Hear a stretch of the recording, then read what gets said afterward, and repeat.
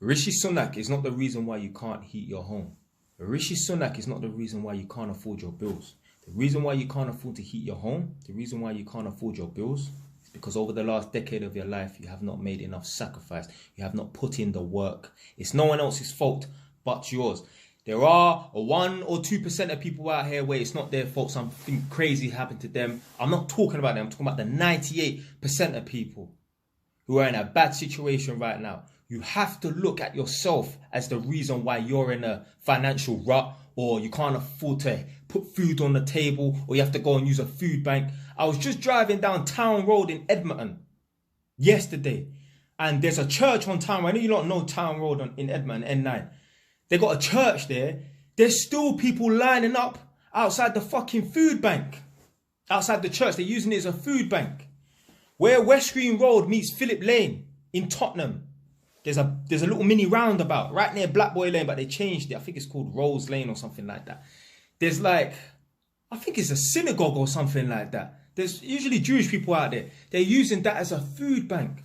All of them people there that are using the food banks can't afford to heat their home. They have to look at themselves as to why they are in a financial rut. It's not Rishi Sunak's fault. It's not his problem. It's not the government's problem. It's your problem. You got this chick making up noise on, I think she made like a TikTok video or whatever, innit? I'm thinking to myself, what? By making that video, what do you think you're gonna achieve by making that video? You can cry, you can cuss him out, you can swear all you want. When your head hits that pillow and you wake up in the morning, you are still going to be poor. That energy that you're giving the camera, yeah, cursing after Rishi Sunak and all these other people in parliament and in power and that, you need to put that same energy into making something of yourself. I promise you, that chick there that's moaning about inflation and she can't afford to heat her home or shop at Aldi, all this nonsense and that, I promise you, I guarantee you, she was not busting up her ass into that classroom for 4 or 5 years. She's not a banker. She's not a lawyer. She's not a stockbroker. She's not a business owner. She don't have 5 properties. She ain't made no sacrifice, blood. Don't feel sorry for her. Anyway, the reason why I showed the thermometer, or what do they call it? Can't remember what it is. The heating thing at the beginning of the video, the thermostat. The reason why I showed the thermostat is because I've been away for the weekend, just came home. My girl left and she's gone. So the house has been empty for like a day and a half. So I was interested to see how cold the house will get when no one's in the house. Yeah? Obviously, when I go to work, my girl's in the house. My girl, I'll tell her, make sure you put the heating on. I'm not having my girl sit in a freezing cold house. I'm doing that bullshit. So obviously, there's always someone in the house. So obviously, the house is always going to be warm. But since it started to get cold over like the last month or so, the house hasn't been empty for a whole day or so. Anyway, it's boom. So when I came in from Edmonton, I went upstairs quickly straight away just to see. I wanted to check the temperature. It was like 11. It went up to 12 because I actually tried to put the heating up to 23 degrees to start heating the house up. And when I was walking around the house, I was like, oh, do you know what? It's not even that cold, you know. It's 11, 12 degrees. It's not that cold. Then I stood still for 5 seconds. And I was like, rah, this house is fucking cold. You know, right now, there are people who are sitting in a house with no heating on. 11 degrees, you know. That is mad, blood. They don't even let you attend school if it's not, I think, 17 or 18 degrees, yeah? That's the bare minimum. There's people right now sitting in a house that's 11, 12 degrees, no heating on. And they want to sit and blame Rishi Sunak. I remember I went to some old man's yard. This guy is like 70 plus years old. Still on the healthy side, yeah? I mean, if you broke into his house in the middle of the night, you better be willing to do something serious because I think he's going to have you up in there. This guy said to me he has not turned on his heating in 3 years. 3 years. I said to him, my friend, this was like 6 months ago or something, innit? I said to him, my friend, how do you survive? How do you cope with it? Like, it's like, you get used to it. You get used to it. I'm not getting used to none of that bullshit. I remember I was on Facebook I ain't been on Facebook for a long time, you know, actually. Do you know what it was? I think I deleted a lot of apps off my phone for some reason. And then I haven't signed back in. So busy with TikTok and that. I ain't got time for fucking Facebook.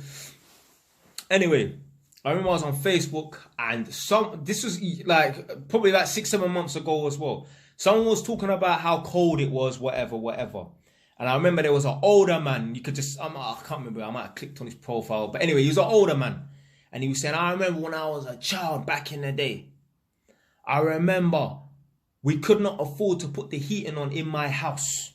I had to climb into bed and it was like sleeping on top of a fucking ice pack. He said he remembered having the curtains open slightly in his bedroom and the moonlight was shining through and he could see his breath in the air. You know when you go out on a cold winter's morning and you can see your breath in the air? That's what it was like in his house. And that's a real fucking thing. I remember one time the boiler broke down in my mum's yard.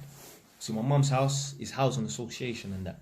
So whereas I'm a private owner, I have my own home insurance anyway, but push comes to shove, if I need to, I will pay for it to get fixed right then and there rather than wait for the emergency people to come out and come and look at the boiler and say, okay, we need to send off the parts. It's going to take a couple weeks and that.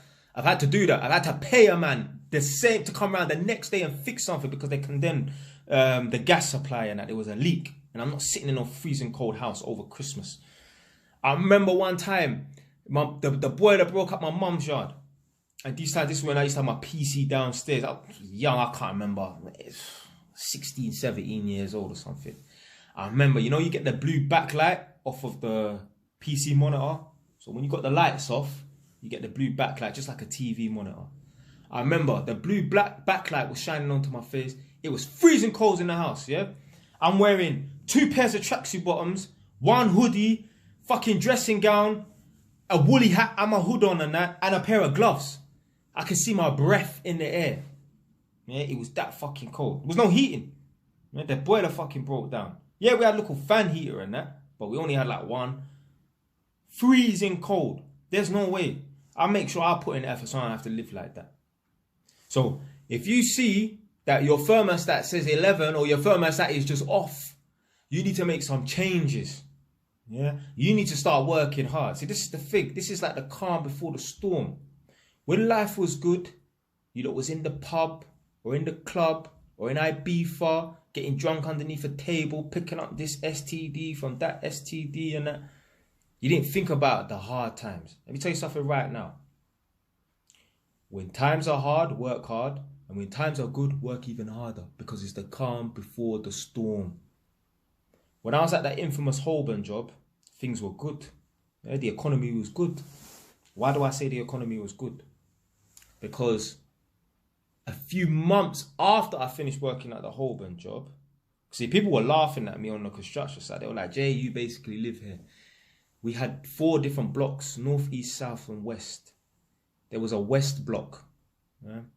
And it went up to like the 9th floor. But there was one property called West 803. So West 803. It was a show home. So it was all done up. The rest of the properties were all like construction sites. But this one was done up. It was finished. You would never know if people took pictures on the inside. You would never know the rest of the building was a construction site.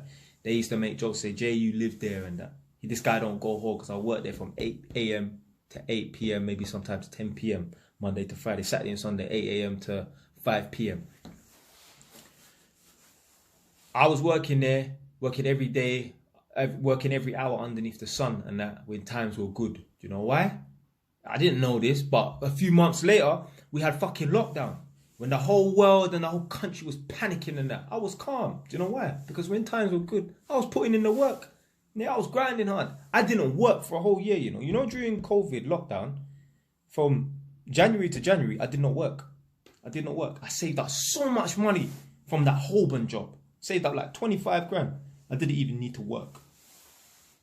So if you times are good right now, I'll say still continue working because it's the calm before the storm. Me, I work regardless. I'm working harder than people that need to work hard. Yeah, I got the ball rolling. Anyway, I got to run now. I've got a couple seconds.